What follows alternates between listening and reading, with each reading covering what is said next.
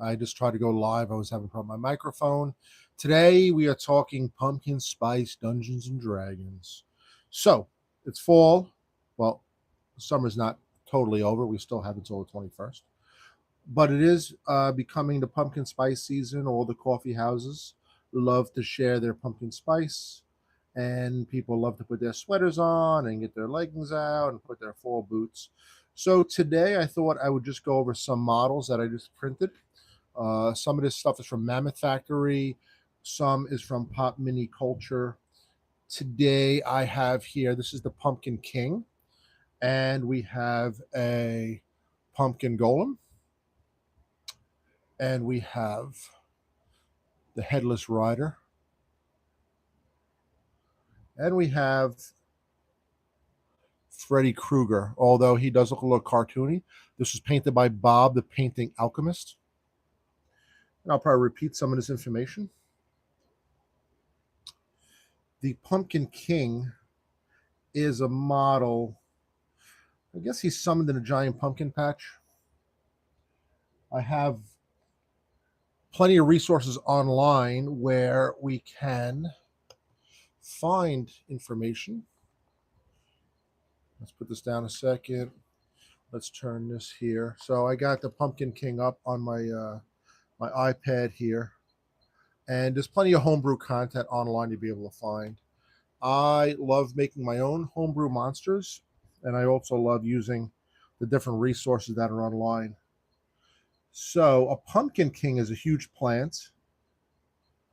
Our buddy DM Evanson threw a lot of vine blights and twig blights and these different blights against us. So fighting plants can be pretty scary. And this just gives you another way to put a Halloween theme on the plants and have more monsters to throw at your players. The Pumpkin King, such as this model here, is a huge plant. He's unaligned. He has an armor class of 17. That is natural armor. 225 hit points. It's a lot of hit points. That's going to be a CR 13. I think 4 13th level characters could probably take out the Pumpkin King pretty easily, but you never want to just have one monster because of the economy of action. If the players have a ton of actions, they're going to be able to easily wipe out the Pumpkin King. Pumpkin King, the homebrew I found online, has a 23 strength, 10 dex, 22 constitution, 9 intelligence, 14 wisdom, and 11 charisma. So you don't want to grapple the Pumpkin King. Thank you for the like. If you're new here, please subscribe. I'm trying to get to 500 followers. Today we're doing a Pumpkin Spice D&D, talking about the Pumpkin King, the Pumpkin Golem. I'm going to go over some homebrew Headless Horseman stats I found online. I just printed this guy up. And I'm going to go over Freddy Krueger. I don't know if I would use this model. This is a Pop Mini Culture model painted by Bob, the Painting Alchemist. But, I mean, you could throw this in D&D. I think it'd be kind of horrifying. We're using the stats for the Pumpkin King, which is an online homebrew we found. You can get these stats online. Just Google Pumpkin King. There's also a Pumpkin Golem. I did find stats for Freddy Krueger. Moving on with the Pumpkin King, 225 hit points, 30 speed, we said. Resistances and saving throws. Saves, strength 11, con 11, wisdom 7. So you'll want to hit him with charisma saves and intelligence saves. Those are probably your best spells. It has resistance to cold, fire, and lightning. So half damage from cold, half damage from fire, probably because he is full of pumpkin juice and not very flammable. I'm not sure. I mean, I guess all plants have a certain amount of water inside them. A tree would have a certain amount of water, and it would make them kind of resistance to fire. Oh, using Citadel contrast here, Griffin Hound orange. I hate to plug the Citadel paints, but the contrast paints are pretty good. I have a bunch of different contrasts from them and other companies, but I find myself using these a lot just to block out a lot of the color. And then I'll go back and hit some highlights, hit some recesses, dry brush, more orange. So the Pumpkin King, intelligence of 9, but he speaks Common and Sylvan, Common and Elfish. So as you're as you're attacking, as a game master, I always think, what would these guys say? If this thing is talking to you, what is the Pumpkin King saying to you as it's attacking you? I'm going to eat you. Trick or treat. Let's go over the stats. 3 legendary resistance a day. If the king fails a saving throw, it can choose to succeed instead. As a multi-attack, it's going to make 2 slam attacks. Plus 11 hit with a 10-foot reach. It's got long arms. It's got a good chance to hit you. It's going to do 17 bludgeoning damage, or up to 26 points at 2d10. 2d10 plus 6 points. Has a squash attack. Plus 11 hit, 10-foot reach, 1 target. It's 15 points bludgeoning damage average. The target must succeed a DC 19 strength saving throw to be knocked prone. It has a gourd attack. Gourd is one of its pumpkins, I guess. Plus 11 to hit. It can throw a pumpkin. I like that. He's a pumpkin chucker. Hi, Lindsay. Edits. Thank you for dropping in today. So this guy can throw a gourd, 60-foot short, 240 long, 1 target. That's 28 points average, 4d10 plus 6 points bludgeoning. It has a seed split that recharges on a 5 to 6. And again, we are just looking at the stats we found online here. The seed split, the Pumpkin King, seeds 60-foot cone. Each creature must take a DC 19 dex saving throw, take 45 piercing damage on a failed save, half as much. So it's shooting those seeds out at you. 45 points, that's 10d8, could be up to 80 piercing. And that's a 60-foot cone. That is, it's the entire party, guys. 3 legendary actions. The Pumpkin King can do a squash attack. We already talked about that. He's just going to try to hit you, do some bludgeoning damage. For 2 actions, we can do a Vine Lash attack. The Vine Lash attack, entangling vines lash out, very similar to some Vine Blights or the bigger ones. And that's going to be each enemy, wow, it's a lot, within 20 feet, must take a DC 19 dex throw or become restrained. The creature restrained by the vines can use this action to make a DC 19 strength check. Hey, Peyton, thank you for jumping in. Thank you, Lindsay. Yeah, the figures are cool. These are Mammoth. I think they're Mammoth Factory. So Pumpkin King and Pumpkin Golem. Very similar, right? The King is much stronger, though. The Golem is an amalgamation of pumpkins. I'll go over him in a minute. So it's going to catch you with the vines. You can attack the vines. They have an AC at 12, 20 hit points, vulnerable to slashing. So you can slash your way out of the vines. And his last action, and my last little touch of paint on this guy to let him dry, is going to be the Trick or Treat. 3 actions. The king scatters up to 3 pumpkins, and I guess I would want to 3D print little pumpkins to kind of put them on the board as a dungeon master. The king scatters up to 3 pumpkins, which fall into unoccupied spaces within 20 feet of the king. Each pumpkin then polymorphs into any kind of creature whose challenge rating is a 4 or less and acts as an ally of the king. The creature reverts to ordinary pumpkins when destroyed. The king can't control more than 3 polymorph pumpkins. So, guys, what do you think? What do you think it would polymorph into? What is the Pumpkin King going to put out there? He's going to throw those pumpkins. I would like to see more Halloween-based creatures. CR4 or less. Pretty strong. Those CR4 creatures are going to be maybe clowns, maybe other plants. All right, moving on. Oh, this is not a Halloween thing. This is a beer holder. You've heard of a bee holder? This is a beer holder. Just give me a second to wipe my hands off because I don't want to get orange on other stuff. And we'll move on to the Headless Horseman. So that was contrast Griffhound orange. And we're going to let this guy dry up good. If you miss any spots, you can see some white spots I might have missed. We'll just hit those again. That's fine. That's fine. This is Apothecary White, but it actually comes out pretty gray. I think. Trying to find. Okay. So, I think Balsicillum gray contrast might be the way to go for the Headless Horseman. Or, what do I do all green? I do all green for the Headless Horseman. I'm not sure what I want to do.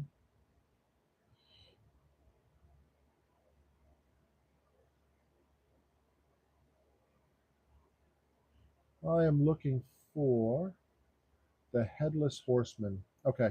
So, once again, guys, I printed this up from Mammoth Factories. Two pieces. You print the sword separately. They actually print a hand also holding a chainmail armored head. So you hold his head. I like the sword. And we're using the stats online. We found there was a Reddit post about the Headless Horseman. I'm not sure who wrote this one. Let's see if we can find it. This is unofficial content by fans. Doesn't say who wrote it. But you can make your own stats up, and you can also find this online. The Headless Horseman uses a pumpkin engulfed in flames as a visual representation of his head. So I have a sword here, but I mean, they didn't give me the option to print the pumpkin head. I do like that. He's the ultimate horseman. The horseman and the ghost spirit are one. He has a flaming sword. So the Headless Horseman is a large undead that's neutral evil. The stats they gave him, and this doesn't necessarily mean it's the exact same visual representation of the horse. The stats they gave him are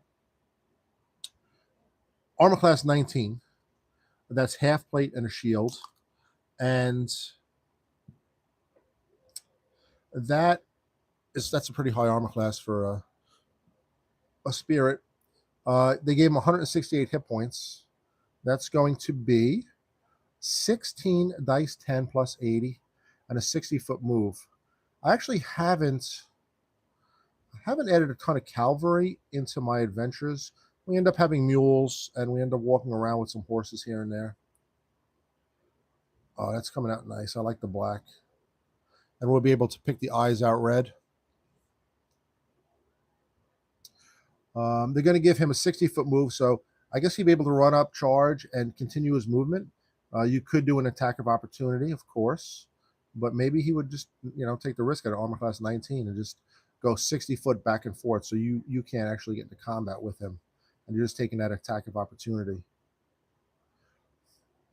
16 strength, 20 dex, huge dex, 20 constitution, huge constitution, 6 intelligence, not very smart. It does not speak any languages.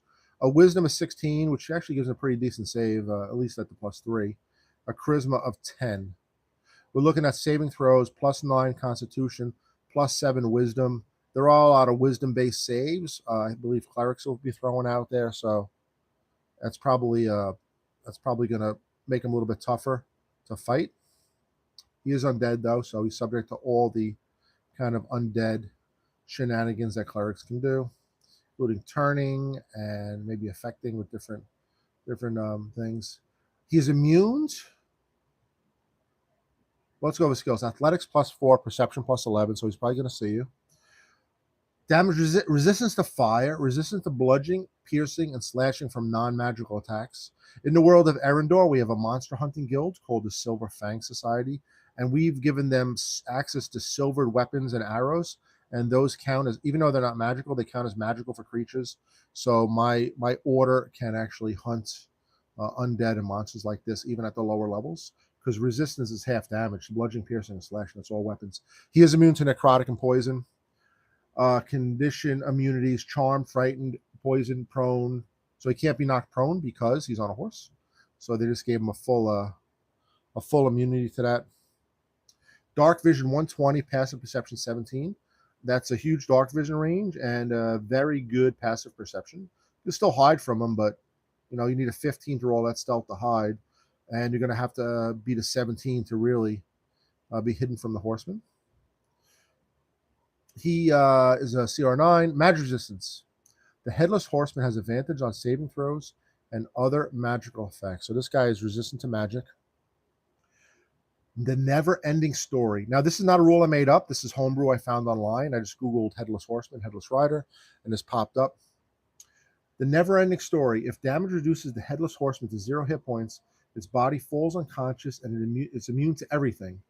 almost like a mist cloud. At the same time, the Headless Horseman head appears within 30 feet of the body, with an initiative immediately after the creature's turn that reduced it to 0. If the damage reduces the Headless Horseman's head to 0, the body slowly disappears. So his head was a pumpkin. It doesn't give stats on the head, so as a dungeon master, I would probably give it a chance to maybe get away and return. That might be kind of a silly little chase, chasing this head around. You just get under the undercarriage here. I'm being kind of sloppy with the black. I just let it dry and go into crevices. I end up dry brushing and going back over. I'll paint everything. I'll just paint everything with this contrast paint. Again, this is the gray from Games Workshop Citadel color. It looks pretty black. I mean, it's gray, but it looks pretty black to me. Some more Headless Horseman stats. Trampling Charge. This is one of its kind of abilities. If the Headless Horseman moves at least 20 feet straight towards a creature, you can make a bonus action, do a stomp attack. We'll talk about the stomp attack right now. And again, this is just something I found online. You can find it too. Just Google Headless Horseman or do a search for Headless Horseman and homebrew rules. Adjust it however you need to fit in your campaign. The stomp attack, +7 to hit, 5-foot reach, 13 average damage. It's 3d6 +3 bludgeoning. It's the horse's hooves smashing into you. The target must succeed a DC 16 strength throw or be knocked prone. It's another thing that's knocking people prone, knocking people to the floor. Its multi-attack is the Flaming Sword, so I guess I'm going to have to paint this sword up a little flamey. Dry brush a little bit here. The Flaming Sword attack is +9 to hit, 5-foot reach. Again, it's got to be close to you. 10 damage average. That's 1d10 +5 slashing plus 9 points. That's 2 dice, 8 fire damage. We talked about the stomp attack. The legendary action of the Headless Horseman. The Headless Horseman can take 3 legendary actions, choosing from the options below. Only one can be used per time at the end of another creature's initiative. That's pretty standard. Move. The Headless Horse can remove its speed without provoking attacks of opportunity. That's kind of cool. You have the Horseman coming in, doing a drive-by attack. He'll slash with his sword. You don't get the hit back. I love that. I think with a 60-foot move, it would really frustrate those players running all around. And again, if you don't have much cavalry in your game, or you haven't had horses running around, this might be the time to do it. The Headless Horseman can make a 1 Flaming Sword attack. So he comes in with 2 attacks. If he's got those 3 legendary actions, after each turn, he can swing. He just keeps swinging at you as you're fighting him. Makes it very cinematic. I like the fact that you can do 1 extra attack. A double action causes Horrific Sight. Each creature within 60 feet of the Headless Horseman that can see it, so you have to have line of sight to it, must make a DC 16 Wisdom saving throw or become frightened for 1 minute. A creature can repeat the save at the end of each of its turns. The creature that succeeds is then immune for 24 hours. I don't think that's too powerful. 16 is not too high. Some players will definitely fail, and then they'll have to move away from them. So let's put the brush here. Let's have our little pile of drawing here. So we have our, we've gone through our Pumpkin King. We've gone through our Horseman. That's the contrast gray. Put that away. I'm probably gonna jump back to the orange in a second to do the Golem. But let's first talk about Mr. Freddy Krueger. I did find a stat block for Mr. Frederick Krueger. This is on Pinterest. I just kind of Googled this and found it. I'm not sure what edition it's from, so let's slide over here and take a quick look. Freddy Krueger, unable to be proven as the culprit of several children who went missing in a quiet village. I like that, a little village. The townsfolk decided to take the law into their own hands upon Frederick Charles Krueger. They trapped Krueger in the basement of the blacksmith shop, not the school, that he worked on, and tossed bottles of alchemical fire that set the murderer ablaze. The flames caused his face to melt before his eventual death. While his physical body died, his spirit, angry, lived on. And this is painted by Bob, the painting alchemist. The material world. Creatures that face Freddy in their sleep have little hope of defeating him while asleep. Only bring him into the physical world can Freddy be defeated. He's a dream spirit. He exists as a humanoid spirit on an ethereal plane. He's able to travel through the plane and invade the dreams of those he desires. Undead nature. Freddy does not require food, air, sleep. Okay, that's a little silly to put in there. I mean, he's undead. So I have nothing to paint here, so we'll just put Freddy over here with his little hat. Freddy Krueger is a medium undead, neutral evil, armor class 13, 54 hit points, although he have up to almost 100, over 100 at 12d8. Sometimes I'll just max out the hit points. I'll do the calculator, do that math, max out the hit points. 18 strength, 16 dex, 11 con, 10 intelligence, 11 wisdom, 16 charisma. Skills, insight 2, intimidation +5, stealth +5. He is vulnerable to fire. He is resistant to acid, lightning, thunder, bludgeoning, piercing, and slashing from non-magical weapons. He is immune to cold, necrotic, and poison. He is immune to charmed, exhausted, grappled, paralyzed, petrified, poisoned, prone, and restrained. 60-foot dark vision, passive perception to 10. That perception is pretty low for somebody who's hunting you in the dreams. He does speak common. He has a CR3. He has the following abilities of ethereal sight. Freddy can see 60 feet into the ethereal plane when he's on the prime material plane and vice versa.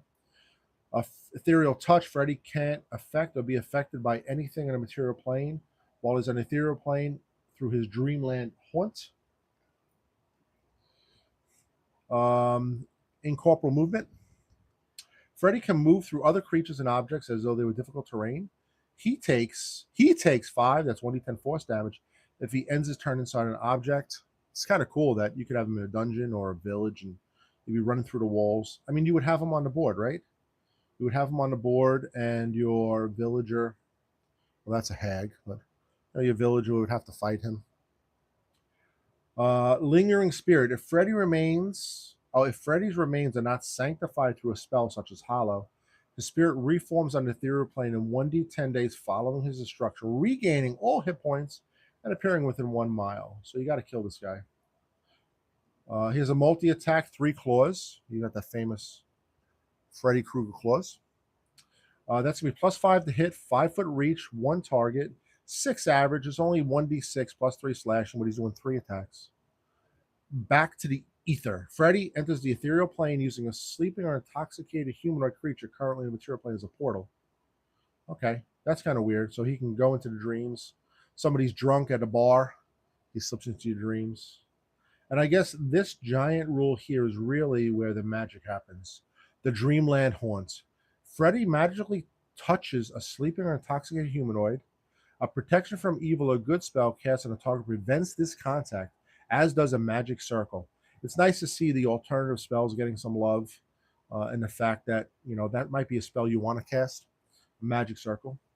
Upon contact, the creature must take a DC 13 charisma saving throw or else be possessed by Freddy. Once possessed, Freddy disappears and the target becomes incapacitated and cannot be awakened by any means short of a wish spell. That's crazy. That's a 9th level spell you have to burn to wake somebody up. Freddy can't be targeted by any attack or spell other than ones that turn undead.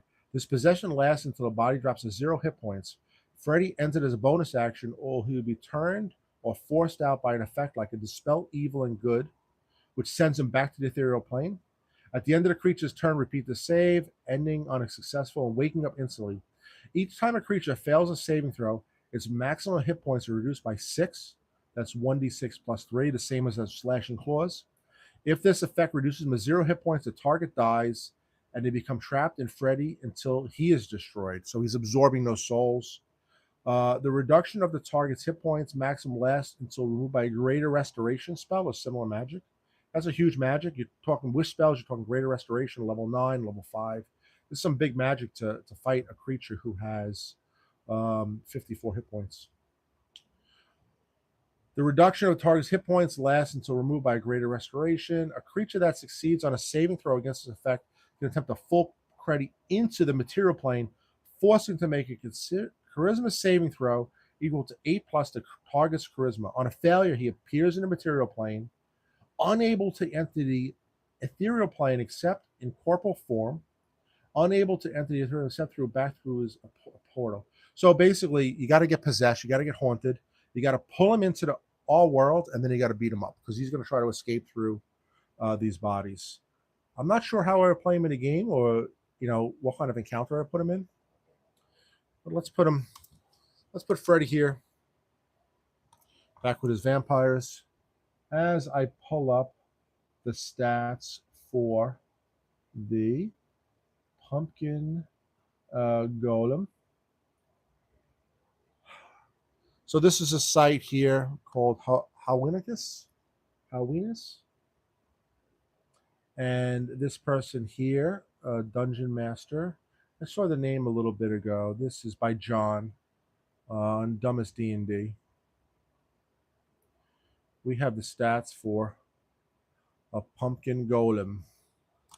And I will pull out my trusty orange. Give it a little shake.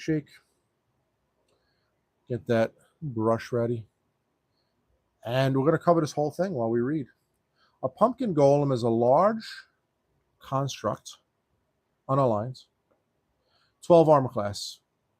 Now, I personally think this should be more powerful. I think it's a little bit weak.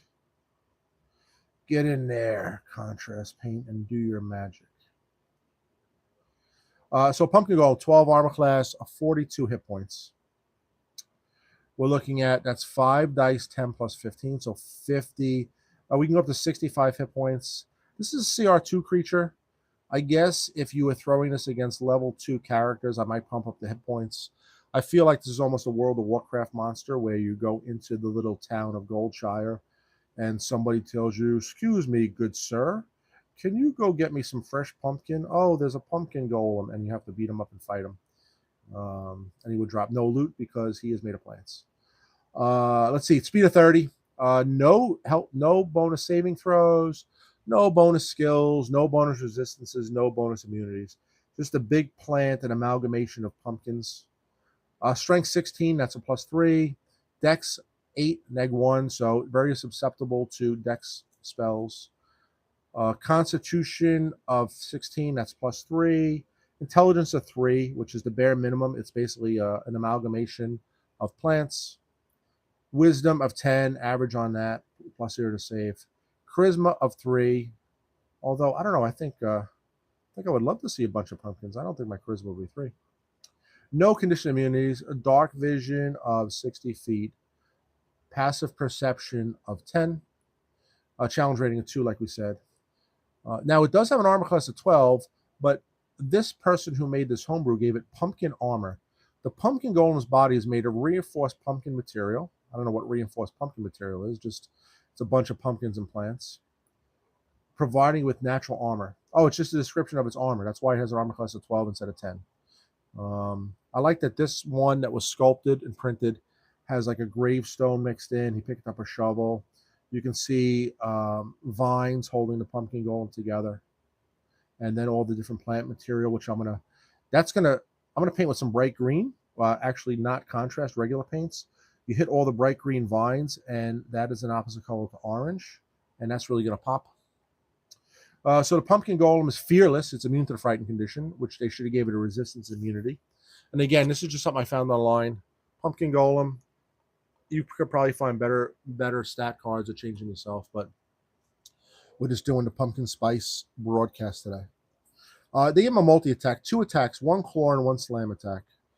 The claw attacks slashes with its clawed hand, dealing 9 points average of damage. That's going to be 1d8 plus 5 damage. And slashing, and it's going to do a slam attack. The slam attack is 12 damage, 2d6 plus 5 bludgeoning. That's just like this entire monster is just slamming into you. Pumpkin seeds.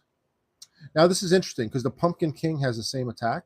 I have no idea if these people talk to each other about making this monster, or this was kind of like a universal idea that pumpkins and seeds go together. But the pumpkin seed attack is it hurls a barrage of flaming pumpkin seeds into a 15-foot wide cone. Again, the Pumpkin King that we have here, he had a 30-foot wide cone. He's got a 15-foot wide cone. And that's going to do 15 points of fire damage on a failed save half. They ignite any flammable objects, and it's a dex check, a DC 13. So honestly, if I were to send this after my players, I would do 1 Pumpkin King, CR 9, and I would do 2 Pumpkin Golems. I would be throwing those seeds around, and then I would have some miniatures for the Pumpkin King. He would have 3 pumpkins that he could put around, and those could polymorph into different creatures, and I would have more Halloween-based creatures. I guess the CR of this, I think, was, yeah, double check. What did we say? That was CR 3 or 4. So you could have one of those pumpkins turn into Headless Horseman. Maybe it would be a hag with apples popping up. I love this hag. Oh, so good. So good.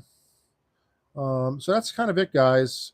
I've got through some base coats for... I got some base coats of the contrast paints. We did 3 miniatures today. We talked about 4 monsters.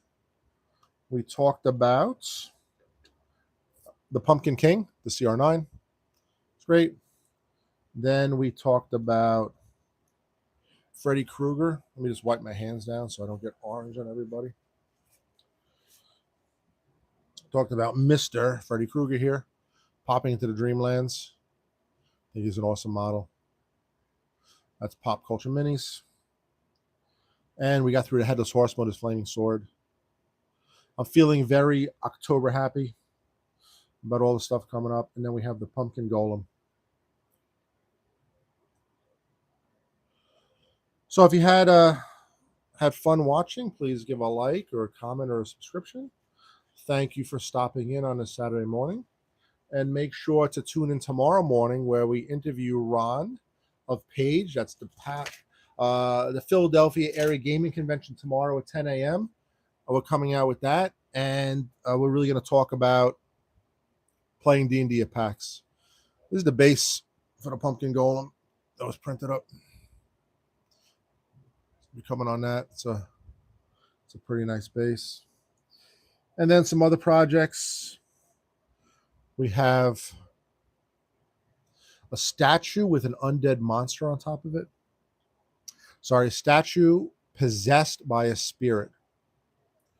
And I printed up an other voodoo doll. I made some stats on this voodoo doll. I threw him at the characters and he exploded and almost killed somebody. It was hysterical. I printed up more slimes too. I threw these at some characters, and they were blue. I need to paint these guys the right color. And we have some primer on our troll arms. And we actually printed a couple of trolls, which are hiding to be continued. Oh wait, here's a troll.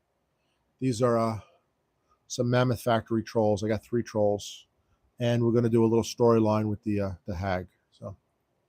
Well, I hope everybody has a great Saturday, enjoys your day, get out there, get some fresh air, and then, do some gaming over the weekend at night, and then enjoy your day. Have a great day, everybody. Bye-bye.